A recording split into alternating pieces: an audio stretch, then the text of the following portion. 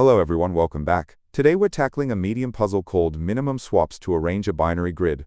It looks a bit like a Rubik's Cube for arrays, but don't worry, we'll break it down step by step and make it super simple. Let's get into it. So here's the setup. We are given a square grid of zeros and ones. Our goal is to make all the numbers above the main diagonal equal to 0. To do this, we are allowed to swap any two adjacent rows. The big question is, what is the minimum number of row swaps needed to reach our goal? And if it's impossible, we need to return -1. Reading that above the diagonal rule can be confusing. Let's translate it into plain English. It simply means the top row needs zeros all the way to the end, except maybe the very first spot. The next row down needs one less trailing 0, and so on. So really this entire problem is just about making sure each row has enough zeros at the end of it. Or, thinking about it another way, we need to make sure the last one in a row doesn't appear too far to the right. Let's look at a quick example. Our grid is 3 by 3. For the very top row we need 2 zeros at the end. Right now it has none. So we scan down the rows to find one that does. The middle row has one trailing 0, not enough. The bottom row has 2 trailing zeros. Perfect. Now we just need to bubble that bottom row up to the top by swapping it with the rows above it. Since it has to move up 2 spaces, that's 2 swaps. Just a quick heads up before we look at the code. We will be walking through the logic using Python, because it's usually the easiest to read on screen. But don't worry if you code in something else. I'll have the full solutions for Java, C++, and JavaScript at the end of the video.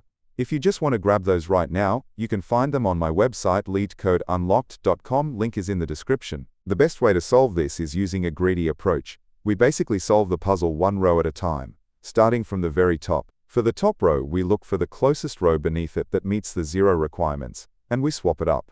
Why the closest? Well, grabbing the nearest valid row keeps our swap count as low as possible for that step. And the neat part is, a row with lots of zeros at the end can satisfy the current requirement, and using it now won't break our ability to solve the rest of the puzzle later. Before we start swapping, let's do a little prep work to make things faster. Constantly counting the zeros at the end of a row would take too much time. Instead, we can just find the index of the last one in each row and store those numbers in a list. If the last one is at index 2, it means everything after index 2 is a 0. So, to check if a row is valid for our current position, we just check if the index of its last one is less than or equal to our current row number. Alright, here is the full Python code for our greedy approach. It might look a little dense at first glance with the nested loops, but it's actually doing exactly what we just talked about. Let's break it down into smaller, bite-sized pieces so you can see exactly how it ticks. First, we handle that prep work. We create a Leetcode pass to hold the position of the last one for every row, and we start them all at -1. Then, we loop through each row of the grid. But notice the inner loop goes backwards. We start looking from the right side. As soon as we hit a 1, we record its position and immediately stop looking for that row. This is a super efficient way to find those trailing zeros. Now for the main event. We loop through each row from top to bottom, using I to track our current target row. Inside, we start another loop, using J to scan the rows below us. We are looking for the very first row where the last one is at or before our target index I. Once we find it, the number of swaps is just the difference between where the row is now and where we need it to go. We add that to our answer.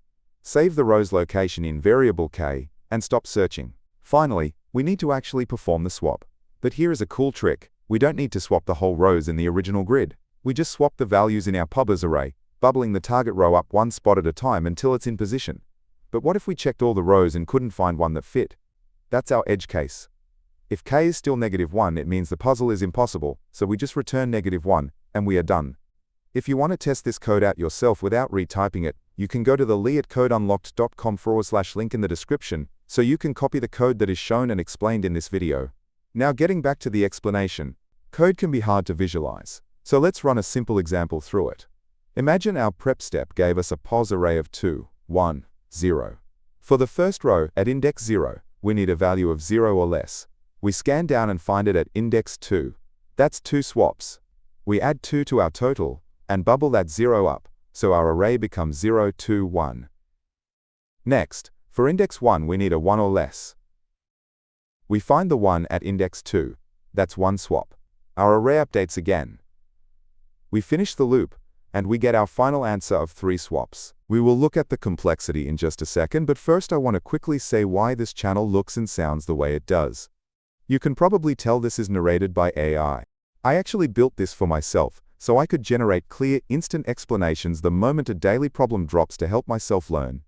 It helps me study faster, and I upload them here in case they help you too. I don't put ads in these videos and I don't take any sponsorships. Anyway, let's get back to the video. So how efficient is our solution? The time complexity is big O of n squared, where n is the number of rows in the grid. This is because we might have to scan the entire grid to build our position array, and in the worst case scenario, we might have to scan all the remaining rows to find a valid match for every single position. The space complexity is order n, because we only need that one extra array, POAs, to keep track of the last ones in each row. Alright, that covers the Python solution. As promised, here are the full solutions for Java, C++, and JavaScript. Instead of pausing and typing these out, you can just go to leetcodeunlocked.com via the link in the description to copy and paste the exact code directly. Here is the full solution in Java. It follows the exact same logic, using an integer array to track the positions and a temporary variable to handle the swapping. Next up, here is the C++ version. We use a standard vector for our positions array, and we can utilize the built-in swap function to make the bubbling process nice and clean. And finally, here is the solution in JavaScript. Again, same greedy logic, just using standard array methods to set everything up. So, let's wrap it up.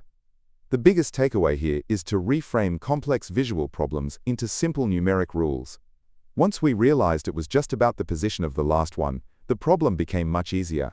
Also remember that a little bit of pre-processing up front can save you a massive amount of time in your main loops. Before we finish up, I want to mention I have another channel called Leetcode Unlocked. I'm on a mission to eventually post a solution for literally every single Leetcode problem on the platform. If you want to study problems outside of just the daily challenge, make sure to check it out. If you want to help support that goal of covering every problem, you can donate at buymeaboba.com/leetcodedaily. Also, please make sure to like, subscribe, and turn on notifications.